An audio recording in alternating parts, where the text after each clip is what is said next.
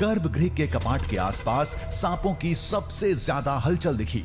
कभी द्वार के सामने फर्श पर, हर जगह सांप ही सांप है। जमीन पर हमने जो कैमरा रखा था उसमें ये तस्वीर आई है। कभी द्वार से लटकते हुए। मुख्य कपाट के सामने न जाने कितनी बार नाग आए और चले गए। कोई भी शॉक्ड रह जाए, कोई भी हैरान रह जाए इसको देखकर। गांव वालों ने जो कहा था वो सही है। ये सब क्या हो रहा था कुछ समझ में नहीं आ रहा था।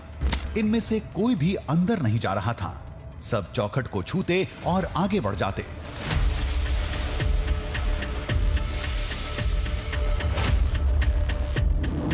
ये तस्वीर भी दावे के मुताबिक निकली।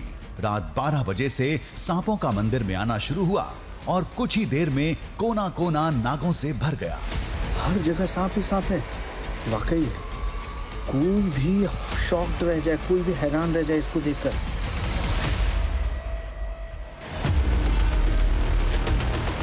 लेकिन जिस नाग को हमने शिवलिंग पर देखा था वो अंदर कब और कैसे पहुंचा था? क्या वो इन्हीं में से कोई एक था? लेकिन कैसे? सभी सांप तो चौखट छूकर वापस लौट जा रहे थे।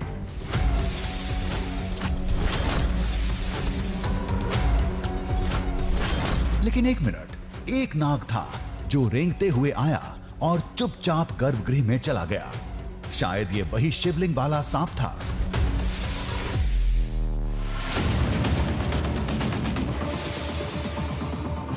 हमारे लिए ये सब कुछ बेहद अजीब था। लोगों ने कहा था इस शिवधाम ने महाभारत काल में सर्पमेध यज्ञ से नागों की रक्षा की थी, इसलिए नाग सेना आज भी रात के वक्त जब मंदिर में कोई नहीं होता तो यहां पूजा करने आती है। दावे के मुताबिक हमें मंदिर परिसर से लेकर शिवलिंग तक हर जगह सांप दिखे। अब सवाल ये खड़ा होता है कि क्या इनके आने की वही वजह थी जो हमें बताई गई थी? भौगोलिक स्थिति वहाँ की जो जिस तरह का वहाँ का जंगलात का वातावरण है, जो मिट्टी है, पानी है, वो शायद मदद कर रही है सांपों की इन प्रजातियों को फलने फूलने में। ठीक है। और सांप देखिए प्रेडेटरी है, ये शाकाहारी तो है नहीं। इसको भी कीड़े मकोड़े, मेंढक, छिपकली, कई बार छोटे सांप को भी खाता है ये।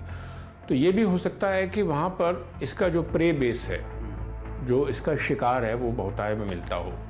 क्योंकि अक्सर देखा गया कि मंदिर के आसपास जो लोग हैं वहाँ किसी भी प्राणी को नुकसान नहीं पहुँचाते। तो हो सकता है वो प्रे बेस वहाँ पे फल फूल रहा हो। और सांपों के लिए तो ये एक बढ़िया बात है कि चलो भाई एक जगह है, वहाँ पे हमको आराम से खाना मिल जाएगा। तर्क तो वैसे सही है। पानी की एक धारा तो शिवलिंग के एकदम पास ही बहती है। रात में शिकार वाली बात भी अपनी जगह सही हो सकती है, जो नागों के एक तय समय पर आने और जाने की वजह होगी। कोई भी शॉक्ड रह जाए, कोई भी हैरान रह जाए इसको देखकर। गांव वालों ने जो कहा था वो सही है। लेकिन कुछ और ऐसी बातें हैं जिनकी अनदेखी नहीं की जा सकती। 64 योगिनी मंदिर से महाभारत काल में सर्पमेध यज्ञ होने की कहानी जुड़ी है।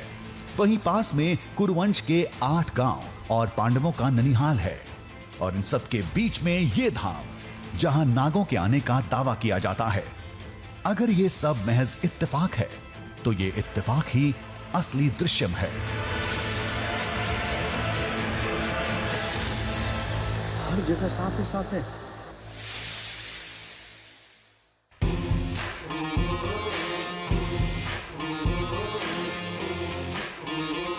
दरिया में झांकेंगे, पर्वत को नापेंगे, बांधेंगे धरती को अंबर की डोरों से।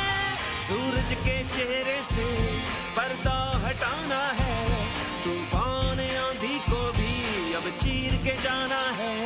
कुदरत की मुट्ठी से अब छीन लाएंगे हम, कुदरत की मुट्ठी से अब छीन लाएंगे हम।